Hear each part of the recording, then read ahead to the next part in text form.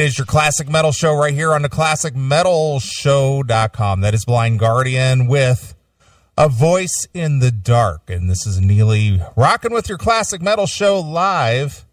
And speaking of A Voice in the Dark, returning from his deathbed, my good friend Chris Aiken. Hi, friends. How are we? Wow, you don't sound like death warmed over at all. It's because I actually rested and slept and, ate right and did all the shit I'm supposed to do this week. Wow. What a novel idea. Let's see. Get up, eat right, exercise, don't abuse yourself. And what do you know? You're here to do the show. Yeah, how about that? 1 week that I don't work 20 hours a week, that I do exercise every single day, that I eat completely clean, the cleanest I've eaten in, since 2 years ago. And wow, I'm healthy.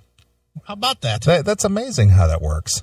Isn't that something? It is something. Well, I'm glad to know that you're alive and well, and you're back here to do a show with me since we deprived our fans last week of a live show. Well, yeah, we almost permanently deprived them, according to the doctors. Really? It was that bad, huh? Dude, it was bad. Yeah, it was, the doctor basically said, fix your shit or fucking don't come back. Right. And so now I'm fixing my shit. But, yeah, it was, what it was, just, not that it matters, but it was severe dehydration, which was caused a lot by not sleeping and working too much and, not moving enough and blah, blah, blah, blah, blah. And, it was to the point that I was not able to sit up and get out of bed or do anything at all except for lay down, and all I could see was spots in my eyes, and it was bad, man. Yeah. Well, I hope your partner, Ed, appreciates the fact that you almost died on the account of a pinball museum.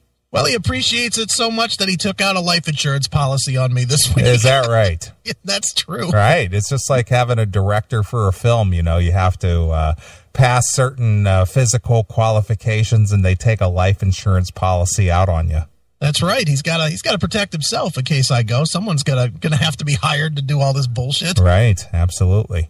Mm-hmm. Well, good. Well, I'm glad you're maybe got a little wake up call, because I hate to see all that labor, work, go to waste, all for nothing. It's just like, why work yourself into the ground, and what was it all for? Nothing. Yeah. Well, I definitely took it as a wake up call, not as a doctor bitching at me call, because I've never other than the burn accident, I've never really felt like I was going to die.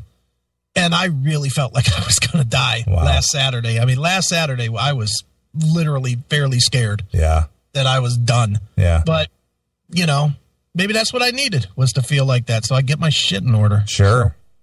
So at least for 1 week, day by day, but at least for 1 week, getting it together. So, right. And I feel really good. Well, good.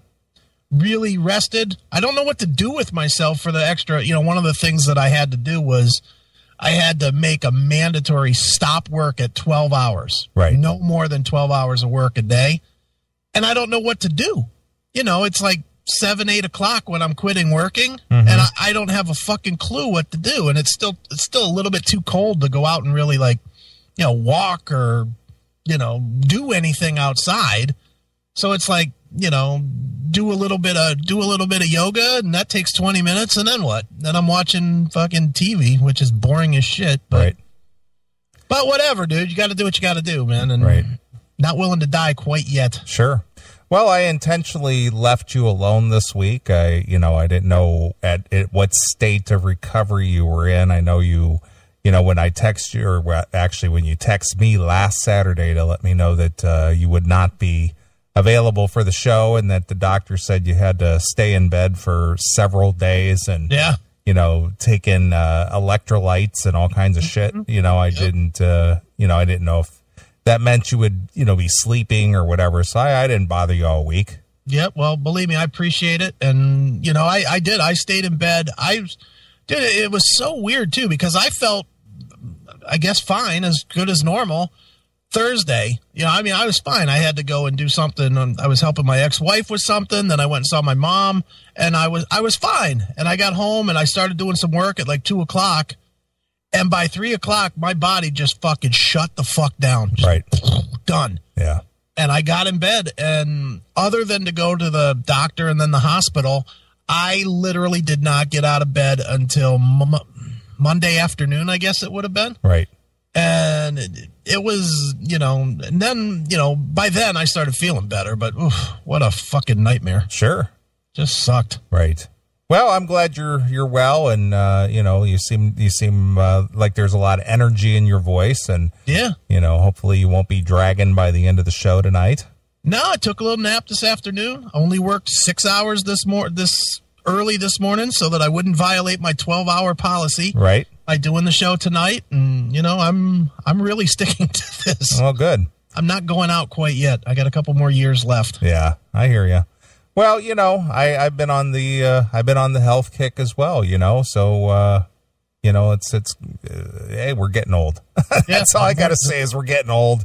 It sucks too, dude. Because in the old days, I could run forever. Sure. I could go, 3-4 days in a row without sleep. It didn't bother me any. Right. It didn't even make me sluggish. Now it's like shit.